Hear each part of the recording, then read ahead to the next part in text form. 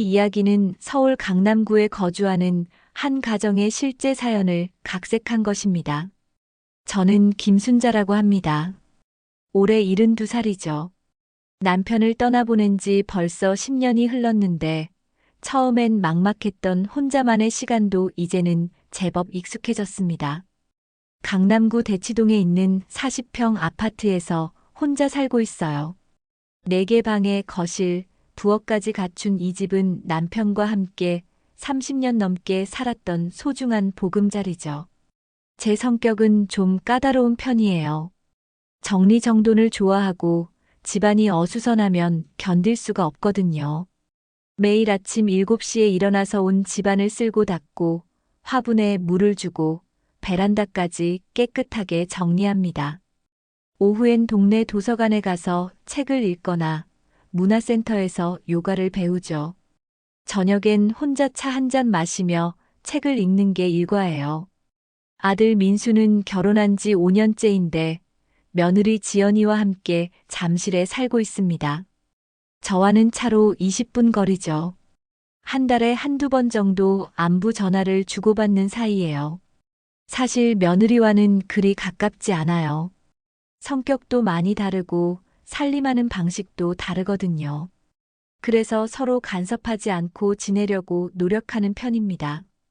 그런데 지난달 말 지연이에게서 급한 전화가 왔어요. 목소리가 많이 떨리더군요. 어머니, 죄송한데 부탁드릴 게 있어요. 무슨 일이야? 저희 친정에 큰일이 났어요. 아버지 사업이 완전히 망해버렸어요. 지연이 아버지는 작은 건설업을 하셨는데 코로나 이후 경기가 나빠지면서 계속 어려움을 겪고 계셨다고 들었어요. 하지만 이렇게까지 심각한 줄은 몰랐죠. 그래서 집도 팔아야 하고 당장 갈 곳이 없어졌어요. 부모님이랑 오빠, 형수, 조카들까지 모두 거리에 나앉게 생겼어요. 지연이는 울먹이는 목소리로 상황을 설명했습니다. 부채가 10억 원이 넘는다고 하더군요. 집은 이미 경매로 넘어간 상태고 한 달 안에 나가야 한다는 거예요. 그러니까 한 달만, 정말 한 달만 어머니 댁에서 지낼 수 있게 해주세요. 다른 곳 알아볼 때까지만요. 몇 명이나 되는데? 부모님, 오빠, 형수, 조카 둘이요. 총 6명이에요. 순간 머리가 하얘졌어요. 6명이나 되는 사람들이 제 집에 들어온다고요? 그것도 한 달 동안이나 말이에요. 저는 혼자 살면서 깔끔하고 조용한 생활에 익숙해져 있는데 갑자기 6명이나 되는 식구들과 함께 지낸다니 상상만 해도 머리가 아팠어요. 지연아, 미안하지만 그건 좀 어려울 것 같다. 어머니, 제발요. 정말 갈 곳이 없어요. 모텔에서 지낼 수도 없고요. 아니야. 우리 집은 너무 작고 나도 나이가 있잖니. 6명이나 되는 사람들이 들어오면 감당이 안 될 것 같아. 지연이는 한참 동안 말이 없다가 흐느끼기 시작했어요. 하지만 저는 마음을 바꿀 수 없었어요. 10년 동안 혼자 살면서 만들어온 제 생활 패턴을 완전히 바꿔야 한다는 게 두려웠거든요. 어머니가 도와주지 않으면 정말 어떻게 해야 할지 모르겠어요. 전화를 끊고 나서도 마음이 편하지 않았어요. 며느리네 친정이 어려운 상황에 놓인 건 안타깝지만 제 평온한 생활까지 포기할 수는 없었어요. 그날 밤 잠도 제대로 이루지 못했습니다. 이틀 뒤 아들 민수가 찾아왔어요. 평소보다 훨씬 심각한 표정이었죠. 엄마, 지연이한테 들었어요. 그래, 들었겠지. 엄마, 한 달만이에요. 정말 한 달만 도와주세요. 민수는 무릎을 꿇고 앉더군요. 아들이 이런 모습을 보인 게 언제였는지 기억도 안 났어요. 민수야, 엄마 마음도 이해해줘. 갑자기 6명이나 되는 사람들이 들어오면 엄마가 어떻게 생활하겠니? 엄마, 지연이 아버지가 정말 많이 아프세요. 스트레스 때문에 병원에도 입원했다 나오셨어요. 그런데 갈 곳이 없어서 차에서 자고 있어요. 아들의 말을 들으니 마음이 무거워졌어요. 하지만 여전히 내키지 않았죠. 다른 방법은 없을까? 임대보증금도 마련할 수 없는 상황이에요. 정말 한 달만 시간을 주시면 방법을 찾을 수 있을 거예요. 아들은 계속해서 설득했어요. 가족이 위기에 처했을 때 외면할 수 없다고, 엄마의 깔끔한 성향을 알고 있지만 그래도 도와달라고요. 결국 저는 마지못해 고개를 끄덕였어요. 정말 한 달만이야. 한 달 지나면 무조건 나가는 거다. 네, 엄마. 정말 감사해요. 그렇게 해서 저는 며느리네 친정 식구들을 받아들이기로 했어요. 하지만 마음 한편으로는 불안함이 가시지 않았습니다. 일주일 뒤 지연이네 친정 식구들이 이사를 왔어요.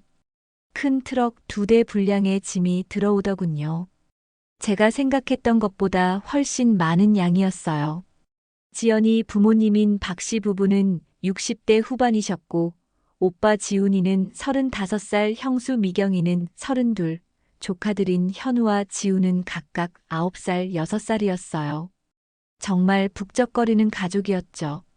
어머니, 정말 감사합니다. 평생 은혜 잊지 않을게요. 지연이 어머니가 제 손을 잡고 인사를 하시더군요. 아버지도 고개를 깊숙이 숙이며 죄송하다고 하셨어요. 처음 며칠은 모두들 조심스러워 했어요. 저는 제일 큰 안방을 지연이 부모님께 드리고 그 옆방을 오빠네 가족에게 내어줬어요. 저는 제일 작은 방으로 옮겼죠. 40평 집이긴 하지만 갑자기 6명이나 늘어나니 좁게 느껴졌어요. 할머니, 불편하시면 언제든 말씀하세요. 형수 미경이가 정중하게 인사했어요. 아이들도 처음엔 얌전했고요. 첫 며칠은 그럭저럭 지나갔어요. 다들 저를 의식해서인지 조용히 지내려고 노력하는 것 같았거든요. 아침엔 제가 일어나기 전에 이미 세수를 마치고 저녁엔 일찍 방으로 들어가더군요. 그런데 사나흘이 지나면서부터 조금씩 달라지기 시작했어요. 아이들이 먼저 변했죠. 처음엔 조용했던 현우와 지우가 거실에서 뛰어다니기 시작했어요. 현우야, 조용히 해. 할머니가 계신다. 형수가 아이들을 타이르긴 했지만 아이들이 말을 듣지 않았어요. 거실 바닥에 장난감을 온통 펼쳐놓고 놀더군요. 저는 정리를 하려고 했는데 형수가 나중에 하겠다고 하면서 그냥 두었어요.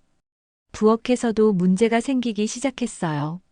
지연이 어머니와 형수가 번갈아 가며 요리를 하는데 설거지를 바로바로 하지 않고 싱크대에 쌓아두는 거예요. 저는 평소에 그릇을 쓰면 바로 씻어서 정리하는 습관이 있는데 설거지가 쌓여 있는 걸 보면 답답했어요. 설거지는 제가 할게요. 제가 나서면 지연이 어머니가 미안해 하시면서도 계속 그런 식으로 하셨어요. 가장 힘든 건 화장실이었어요. 7명이 쓰다 보니 항상 누군가가 들락날락하는 상황이었죠. 저는 평소에 아침 7시 정각에 세수를 하는데 그 시간에 이미 누군가가 들어가 있는 경우가 많았어요. 어머니, 죄송해요. 금방 나올게요. 지연이 아버지가 화장실에서 나오시면서 미안해 하셨지만 제 생활 패턴은 완전히 깨져버렸어요. 욕실 청소도 문제였어요. 여러 명이 쓰다 보니 금방 더러워지는데 아무도 청소를 하지 않더군요. 결국 제가 매일 욕실 청소를 했어요. 2주일째 되던 날 저는 참다 못해 지연이에게 전화를 했어요. 지연아, 집안 정리 좀 신경 써달라. 네. 무슨 말씀이세요? 아이들 장난감도 그냥 두고 설거지도 쌓아두고 좀 깔끔하게 지내줬으면 좋겠어. 아, 네. 죄송해요. 부모님께 말씀드릴게요. 지연이는 미안하다고 했지만 목소리에는 약간의 짜증이 섞여 있는 것 같았어요. 그날 저녁 지연이가 친정에 와서 식구들과 이야기를 나누더군요. 거실에서 작은 목소리로 대화하는 소리가 들렸어요. 엄마가 좀 예민하시대. 정리정돈을 좀 해달라고 하시네. 그럼 우리가 더 조심해야지. 지연이 어머니가 대답하셨어요. 그 뒤로 며칠간은 조금 나아졌어요. 설거지도 바로바로 하고 아이들 장난감도 저녁엔 정리해뒀어요. 하지만 오래가지 못했죠. 3주일째 되던 날 부엌에서 냄새가 나기 시작했어요. 음식물 쓰레기통에서 나는 냄새였는데 날파리까지 생겼어요. 저는 음식물 쓰레기를 매일 비우는데 이렇게 많은 사람들이 생활하다 보니 쓰레기 양도 훨씬 많아졌고 관리가 어려워졌어요. 음식물 쓰레기 좀 자주 버려주세요. 저는 지연이 어머니께 정중하게 부탁했어요. 아, 네. 죄송해요. 깜빡했네요. 하지만 며칠 뒤에도 똑같은 일이 반복됐어요. 날파리가 부엌을 넘어 거실까지 날아다니기 시작했죠. 저는 점점 스트레스를 받기 시작했어요.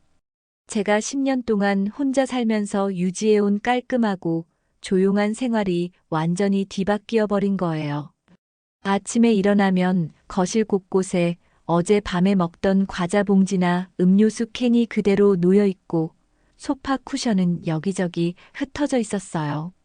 한 달만 참자. 한 달만. 저는 속으로 되뇌며 참으려고 노력했어요. 하지만 하루하루가 갈수록 힘들어졌습니다. 한 달이 다 되어가던 어느 날 저는 더 이상 참을 수 없었어요. 부엌에서 지독한 냄새가 나더군요. 음식물 쓰레기통을 열어보니 곰팡이까지 피어 있었어요.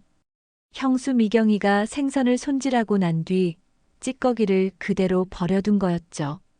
저는 바로 지연이에게 전화를 걸었어요. 지연아, 이건 아니야. 부엌에서 냄새가 너무 심해서 들어갈 수가 없어. 어머니, 무슨 일이세요? 형수가 생선 찌꺼기를 며칠째 그냥 둬서 곰팡이까지 폈어. 이런 식으로는 못 살겠다. 전화 너머로 지연이가 한숨 쉬는 소리가 들렸어요. 어머니, 저희도 최대한 조심하고 있어요. 그런데 아무래도 사람이 많다 보니까 조심한다는 게 이런 거야? 한 달만 해달라고 할 때 뭐라고 했어? 형수한테 다시 얘기해 볼게요. 그날 저녁 형수가 저를 찾아왔어요. 어머니, 죄송해요. 제가 좀 신경을 못 썼네요. 미경아, 우리가 한 집에서 지내는 거니까 서로 조금씩만 신경 써주면 되는데. 네, 앞으로 더 조심할게요. 하지만 약속은 또 오래가지 못했어요. 이틀 뒤 저녁 거실에서 텔레비전 소리가 너무 크게 들렸어요. 지연이 아버지가 드라마를 보고 계셨는데 볼륨을 최대로 올려놓으신 거예요. 귀가 좀 어두우시다고는 들었지만 이건 너무했어요.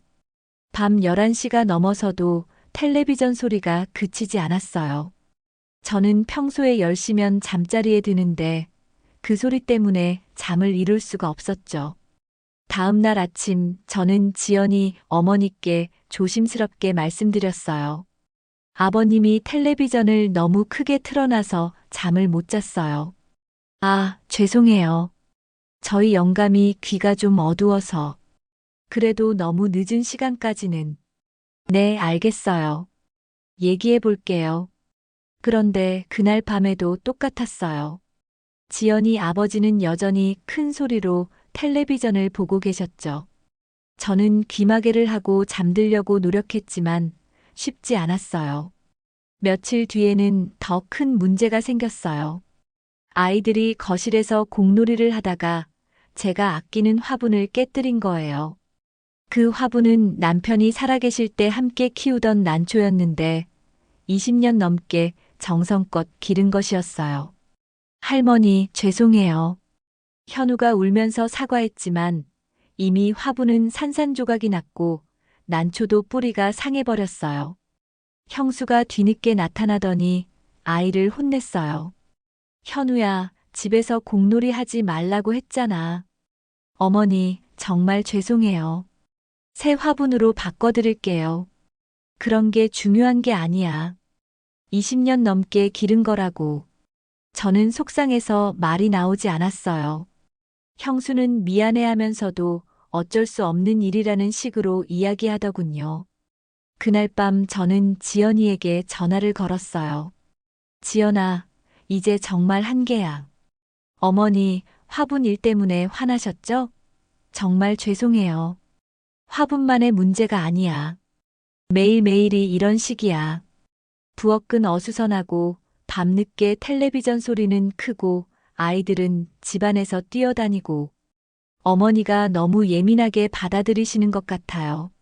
지연이가 갑자기 턱명스러운 목소리로 대답했어요. 뭐라고? 저희도 최대한 조심하고 있는데 어머니가 너무 까다롭게 구시는 것 같아요. 한 달만 참아달라고 했잖아요. 저는 귀를 의심했어요. 제가 까다롭다고요? 제 집에서 지내면서 기본적인 예의도 지키지 않으면서 제가 까다롭다고 하는 거예요? 지연아, 지금 뭐라고 하는 거야?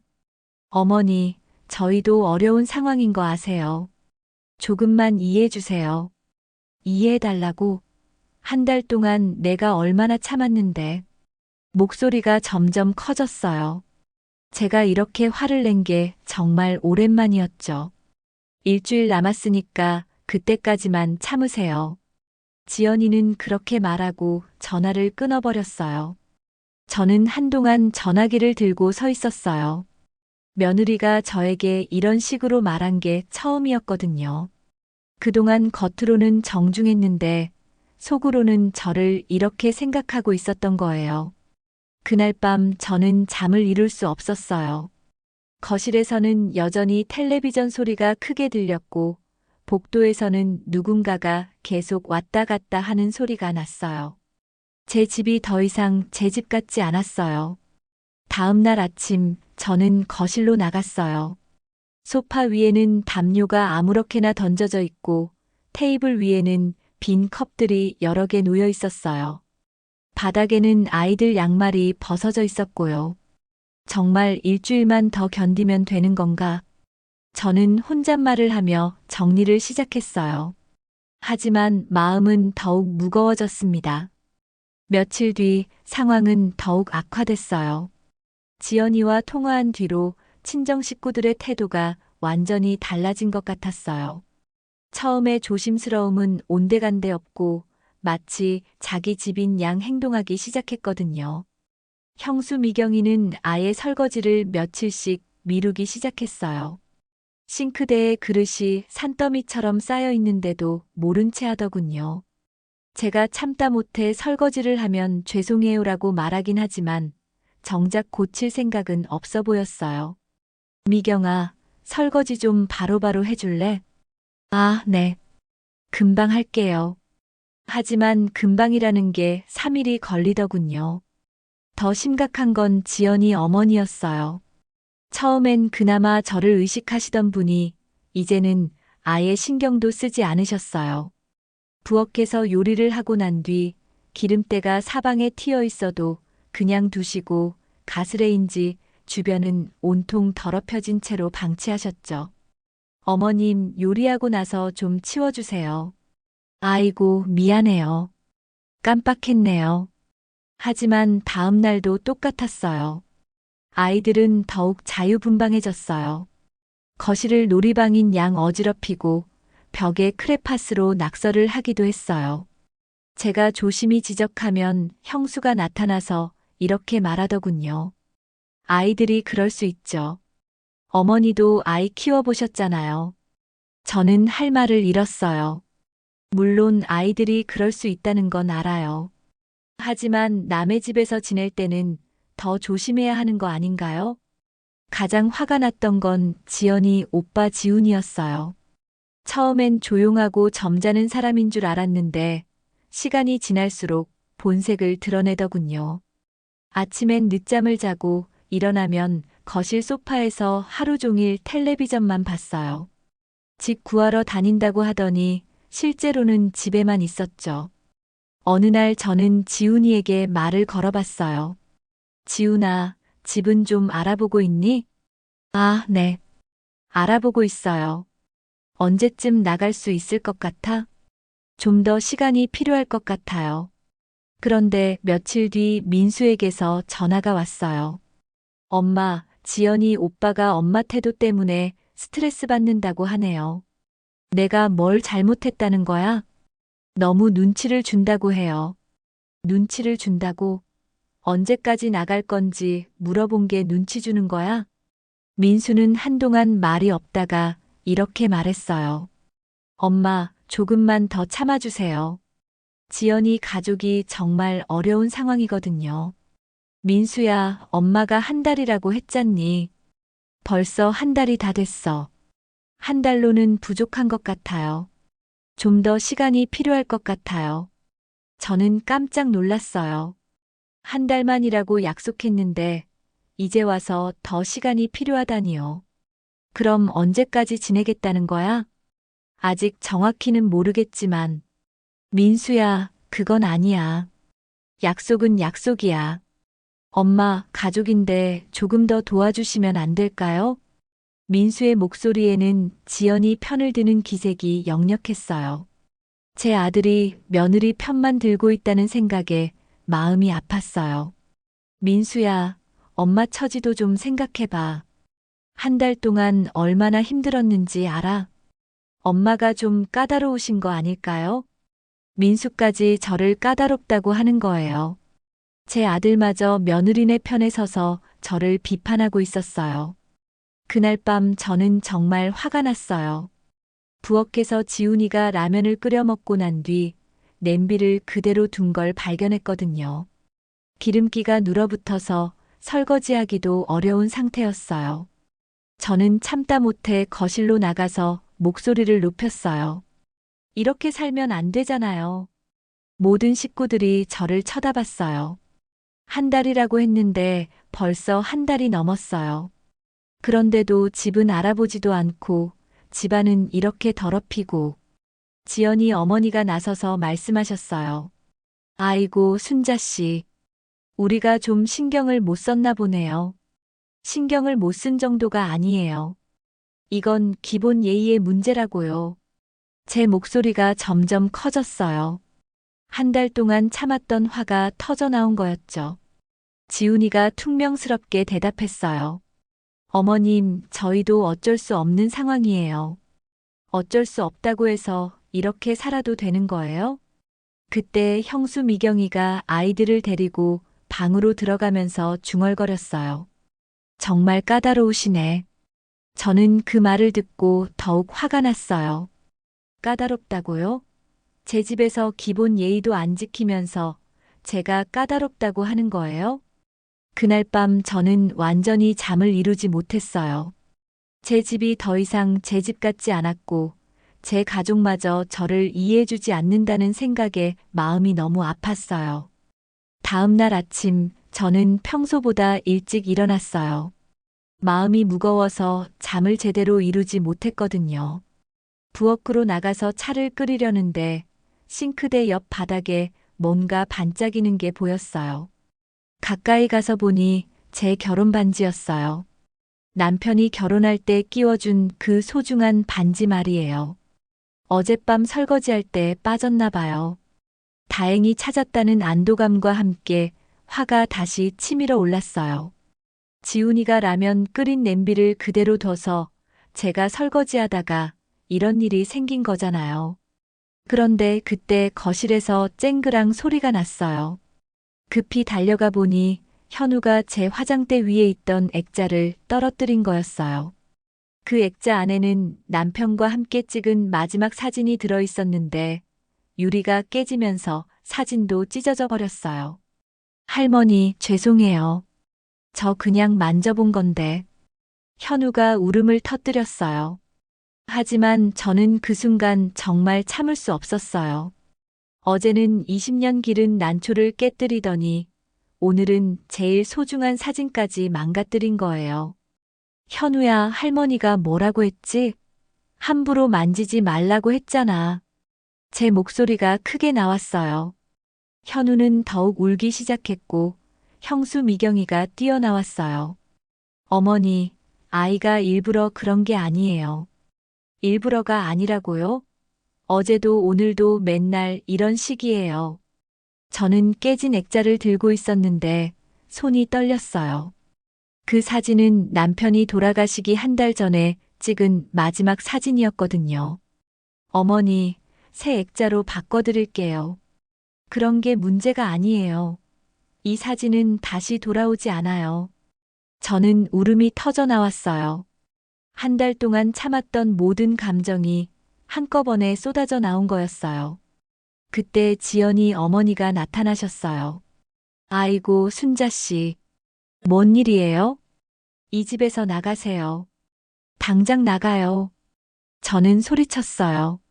지연이 어머니는 깜짝 놀라시더군요. 순자 씨, 진정하세요. 진정하라고요? 한 달 넘게 참았는데 언제까지 참으라는 거예요? 지훈이와 지연이 아버지까지 나타났어요. 모든 식구들이 거실에 모인 거였죠. 어머님, 저희가 조심하겠습니다.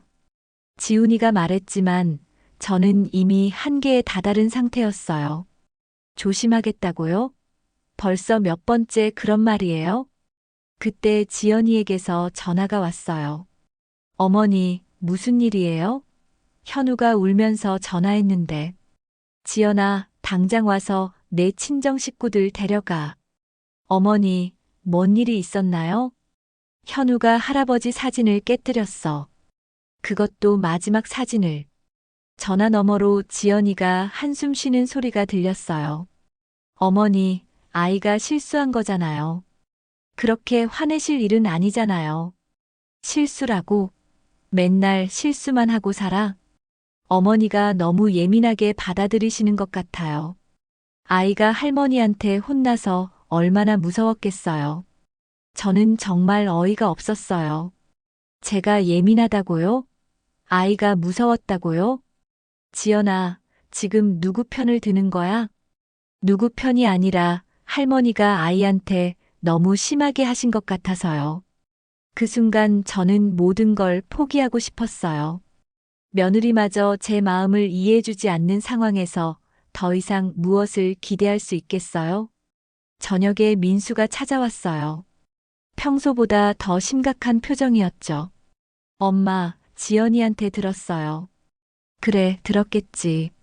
엄마, 아이한테 그렇게 화내실 일은 아니었잖아요. 민수야, 너도 지연이 편만 들 거야? 편을 드는 게 아니라 아이가 실수로 한 일에 너무 화내신 것 같아서요. 저는 민수를 똑바로 쳐다봤어요. 민수야, 엄마가 한 달 동안 어떻게 살았는지 알아? 엄마, 저희도 이해해요. 힘드셨을 거라는 거. 이해한다면서 왜 엄마 편은 안 들어주는 거야? 민수는 한동안 말이 없다가 이렇게 말했어요. 엄마, 지연이네 상황이 정말 어려워요. 조금만 더 참아주시면 안 될까요? 그날 밤 저는 방에 혼자 앉아 있었어요. 깨진 액자 조각들을 하나하나 주워 담으면서 눈물이 계속 흘렀어요. 남편의 얼굴이 반으로 찢어진 사진을 보니 마음이 너무 아팠어요. 복도에서는 지연이 식구들이 작은 목소리로 이야기하는 소리가 들렸어요. 할머니가 너무 까다로우셔. 아이한테 그렇게 화낼 일은 아닌데. 우리가 더 조심해야겠어. 하지만 그들의 조심하겠다는 말은 이미 믿을 수 없었어요. 저는 그날 밤 결심했어요. 더 이상은 안 되겠다고요. 그 다음 날 아침 저는 일찍 일어나서 부엌으로 갔어요.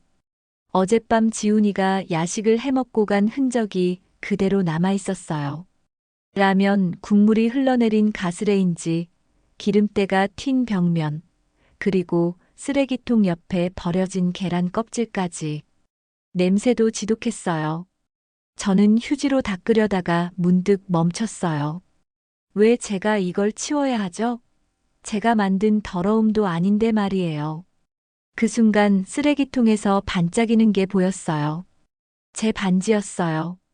남편이 결혼 40주년 때 새로 해준 다이아몬드 반지가 음식물 쓰레기와 함께 버려져 있었던 거예요. 어머님, 저는 큰 소리로 지연이 어머니를 불렀어요. 왜 그러세요? 이게 뭐예요? 저는 더러운 반지를 들고 있었어요. 음식물 찌꺼기가 다이아몬드 사이사이에 끼어 있었죠. 어머, 그게 뭔가요? 제 반지예요. 쓰레기통에서 나왔어요. 지연이 어머니는 당황하시더군요. 아이고, 어떻게 그런 일이. 지훈이가 설거지하다가 실수로. 실수로요? 반지가 쓰레기통에 들어간 게 실수라고요? 저는 정말 화가 났어요. 이건 단순한 실수가 아니라 너무 무신경한 거였어요. 지훈아. 저는 지훈이를 불렀어요. 한참 뒤에 잠옷 차림으로 나타났죠. 네. 이거 어떻게 된 거야? 뭔가요? 내 반지가 쓰레기통에서 나왔어. 지훈이는 잠깐 당황하는 기색을 보이더니 이렇게 말했어요. 아, 그거요? 설거지하다가 싱크대 배수구에 떨어뜨려서 건져낸 건데. 더러워서 일단 휴지에 싸서 버려뒀어요. 버려뒀다고? 쓰레기통에 잠깐 둔 거예요. 나중에 드리려고. 저는 어이가 없었어요. 남의 귀중한 물건을 쓰레기통에 던져놓고 나중에 드리려고 했다고요? 지훈아, 이건 40만 원짜리 반지야. 그걸 쓰레기통에 던져놔. 죄송해요. 제가 생각 없이. 그때 저는 더 이상 참을 수 없었어요. 한 달 넘게 쌓인 모든 분노가 터져 나왔어요. 일주일 안에 모두 나가. 모든 식구들이 놀라서 저를 쳐다봤어요. 어머님, 갑자기 왜 그러세요? 지연이 어머니가 당황하며 말씀하셨지만 저는 이미 결심을 굳혔어요. 갑자기가 아니에요. 한 달 넘게 참았어요. 이제 더는 못 참겠어요. 순자 씨, 진정하세요. 우리가 잘못했으니까 더 조심하겠어요. 조심하겠다는 말 지겹게 들었어요. 일주일 안에 나가세요. 저는 방으로 들어가서 민수에게 전화를 걸었어요. 민수야, 일주일 안에 지연이네 친정 식구들 다 내보낼 거야. 엄마, 무슨 일이에요? 지훈이가 내 반지를 쓰레기통에 버렸어. 40만 원짜리 반지를. 엄마, 실수로 그랬을 거예요. 실수로? 민수야, 내가 남의 집에서 지낼 때 귀중품을 쓰레기통에 버리겠어? 민수는 한동안 말이 없다가 이렇게 말했어요. 엄마, 그래도 하루아침에 내보내는 건 너무 심한 것 같아요. 심하다고? 한 달 넘게 참은 내가 심한 거야? 엄마, 조금만 더 기다려주세요. 지연이네도 집을 찾고 있어요. 안 돼. 일주일이야. 그것도 많이 준 거야. 그날 오후 지연이가 급히 찾아왔어요. 얼굴이 상기되어 있었죠. 어머니, 왜 이러세요? 뭐가 왜 이러냐는 거야? 갑자기 일주일 안에 나가라니요. 갑자기가 아니야. 한 달이라고 했는데 벌써 5주째야. 지연이는 한참 동안 저를 노려보더니 이렇게 말했어요. 어머니가 너무 이기적이세요. 뭐라고?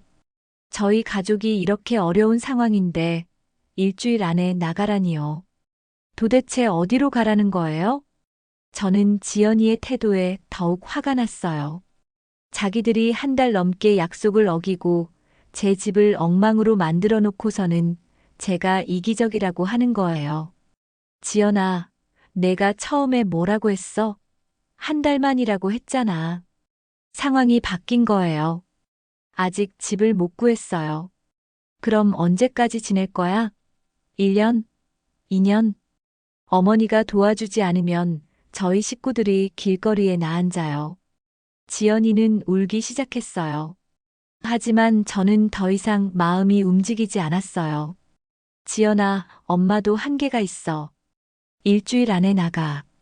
정말 그러실 거예요? 그래. 지연이는 눈물을 닦으며 이렇게 말했어요. 그럼 저희도 다시는 안 올 거예요. 어머니가 나중에 외로우셔도 모른다고 하세요. 그래도 좋아. 그날 밤부터 지연이네 식구들은 짐을 싸기 시작했어요. 며칠 동안 복잡했던 집안이 조금씩 정리되기 시작했죠. 저는 그 모습을 보면서 안도감을 느꼈어요. 마침내 제 집을 되찾게 된 거니까요. 일주일째 되는 날, 마지막 짐을 싸던 지연이 어머니가 저를 찾아오셨어요. 순자 씨, 그동안 신세 많이 졌어요. 네. 미안한 마음도 있지만, 순자 씨가 너무 까다로우신 것 같아요.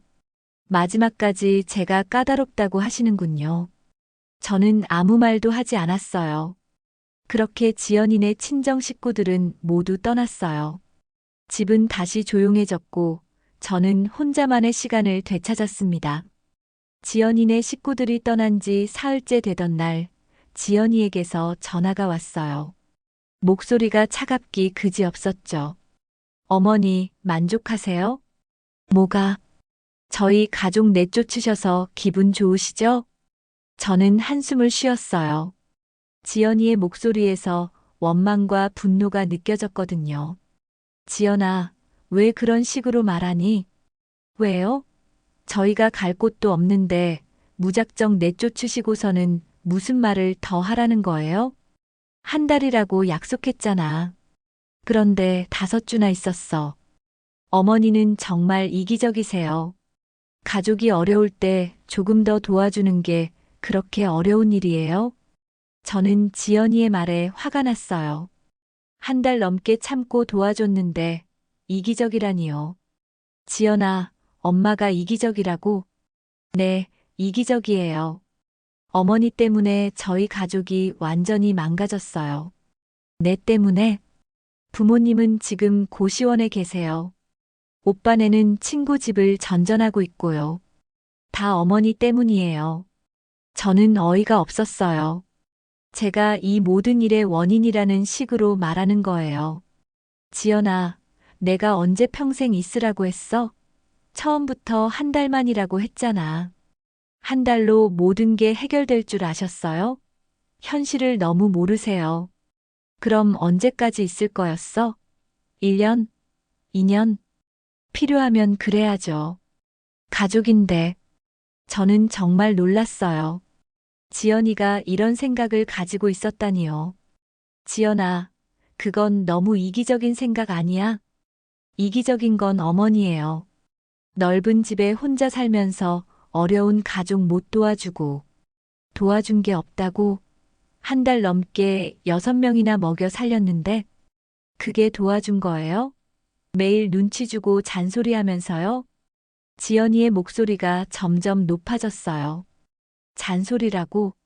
기본적인 예의를 지켜달라고 한 게 잔소리야? 예의요? 어머니가 보기엔 예의가 없어 보였을지 모르지만 저희는 최대한 조심했어요. 조심했다고 집안을 엉망으로 만들어 놓고 어머니가 너무 깔끔하게 사셔서 그런 거예요. 사람 사는 집이 그렇게 완벽할 수는 없잖아요. 저는 더 이상 대화를 계속할 수 없었어요. 지연이와 제가 보는 관점이 완전히 달랐거든요. 지연아, 이제 그만하자. 그만하자고요? 어머니가 저희한테 한 일을 그냥 넘어가라는 거예요? 내가 뭘 잘못했는데? 저희를 무정하게 내쫓으셨잖아요. 할머니가 조카한테 소리 지르고 저희 부모님한테 면박 주고 저는 지연이가 사실을 완전히 왜곡하고 있다는 걸 알았어요. 지연아, 그건 사실과 다르잖아. 뭐가 다르다는 거예요? 어머니가 저희를 어떻게 대했는지 다 기억하고 있어요. 그때 민수에게서 전화가 왔어요. 저는 지연이와의 통화를 끊고 아들의 전화를 받았어요. 엄마, 지연이가 많이 화났어요. 그래, 들었겠지.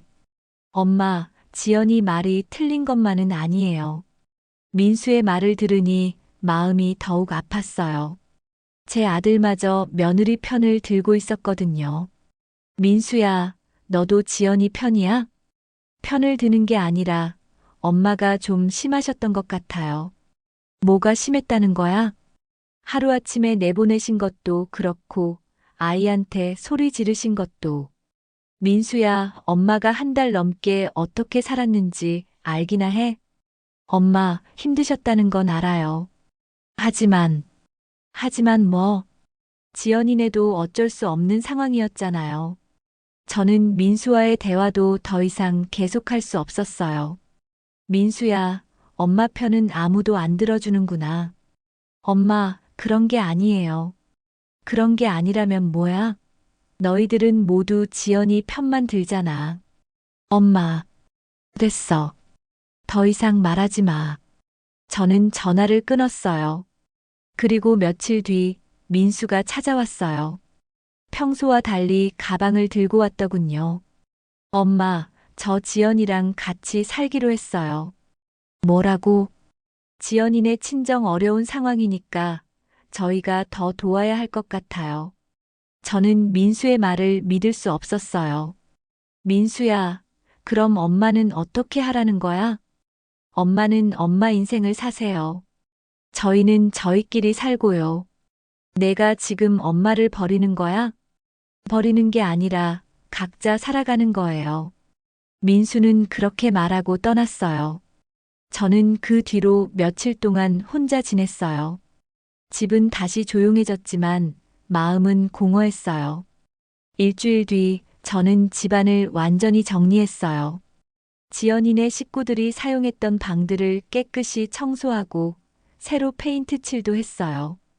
깨진 화분 대신 새 화분을 사서 베란다에 놓았고 부엌도 완전히 새롭게 정리했어요.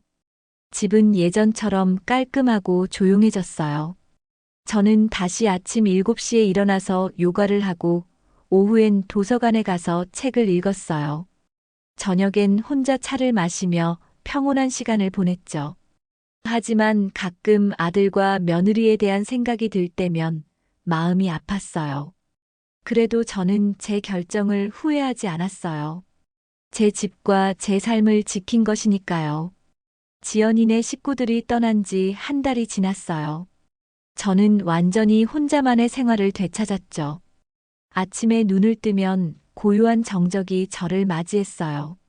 누군가의 발자국 소리도, 아이들 웃음소리도, 설거지 소리도 들리지 않았어요. 오직 저만의 시간이었죠. 어느 날 오후 민수에게서 전화가 왔어요. 한 달 만에 처음이었어요. 엄마, 안녕하세요. 그래, 잘 지내니? 네, 엄마도 건강하시죠? 목소리가 어색했어요. 서먹한 사이가 된 것 같아서 마음이 아팠지만 저는 담담하게 대답했어요. 잘 지내고 있어. 엄마, 앞으로는 각자 살아가는 게 좋을 것 같아요. 무슨 뜻이야? 서로 간섭하지 말고 각자 편한 대로 살자는 뜻이에요. 저는 민수의 말을 곱씹어 봤어요. 각자 살아간다는 것. 어쩌면 그게 맞는 방법일지도 모르겠다는 생각이 들었어요. 그래, 알겠다. 엄마가 원하시면 가끔 안부 전화는 드릴게요. 됐어. 내가 편한 대로 해. 전화를 끊고 나서 저는 베란다로 나갔어요. 새로 산 화분들이 햇빛을 받으며 푸르게 자라고 있었어요. 깨진 난초를 대신해서 산 새 난초도 꽃봉오리를 맺기 시작했고요. 이제 정말 혼자구나. 혼잣말을 하면서도 마음이 평온했어요. 외롭긴 했지만 그 외로움보다는 자유로움이 더 컸거든요. 그날 저녁 저는 오랜만에 좋아하는 차를 우려서 마셨어요. 아무도 방해하지 않는 시간이었죠. 책을 읽다가 졸음이 오면 언제든 잠들 수 있고 배가 고프면 간단하게 뭔가 해 먹을 수 있었어요. 누구 눈치도 보지 않고 제가 원하는 대로 살 수 있는 시간이었죠. 며칠 뒤 동네 마트에서 지연이를 우연히 만났어요. 서로 눈이 마주쳤지만 지연이는 고개를 돌려버렸어요. 저도 굳이 먼저 말을 걸지 않았어요. 이미 끝난 관계였으니까요. 그런데 며칠 뒤 지연이에게서 문자가 왔어요. 어머니, 부모님이 많이 아프세요. 그래도 안부 궁금하지 않으세요? 저는 그 문자를 보고 한동안 생각했어요. 물론 안부가 궁금하지 않다면 거짓말이겠죠. 하지만 저는 이미 결정한 일이었어요. 저는 답장을 보냈어요. 각자 잘 지내자고 했잖아. 더 이상 연락하지 마. 그 뒤로 지연이에게서 연락은 오지 않았어요.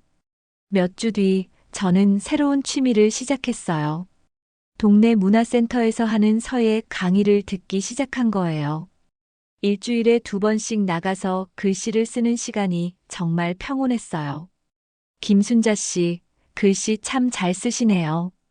선생님이 제 글씨를 보고 칭찬해 주셨어요. 젊었을 때 조금 배워봤거든요. 집에서 혼자 계시니까 외롭지 않으세요? 아니에요. 혼자 있는 게 편해요. 정말 그랬어요. 혼자 있는 시간이 외롭기보다는 편안했어요. 어느 날 저녁, 저는 남편 사진이 들어있던 액자를 새로 맞췄어요. 찢어진 사진을 조심스럽게 붙여서 새 액자에 넣었죠. 완전히 원래대로 되지는 않았지만 그래도 남편의 얼굴을 볼 수 있어서 좋았어요. 여보, 내가 잘한 거죠? 사진 속 남편에게 말을 걸어봤어요. 물론 대답은 들리지 않았지만 마음은 편안했어요. 그해 겨울이 되면서 저는 완전히 새로운 생활 패턴을 만들었어요. 아침엔 요가를 하고 오전엔 서예 연습을 했어요.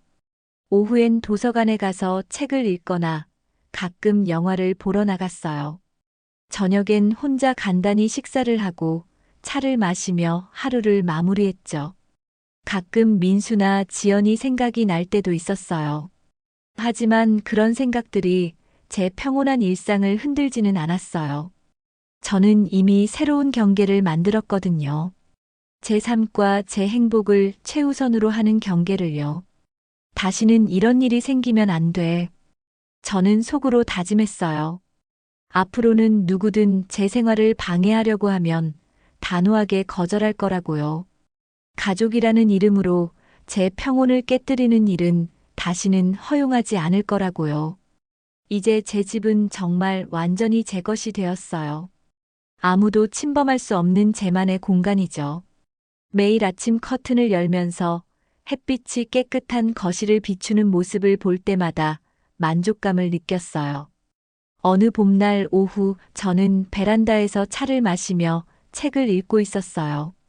새로 심은 화분의 꽃들이 활짝 피어 있었고 바람이 살랑살랑 불어왔죠. 집안은 조용하고 깨끗했어요. 아무도 저를 방해하지 않는 완전한 평온이었죠. 이게 진짜 내 삶이야. 저는 만족스러운 미소를 지으며 책장을 넘겼어요.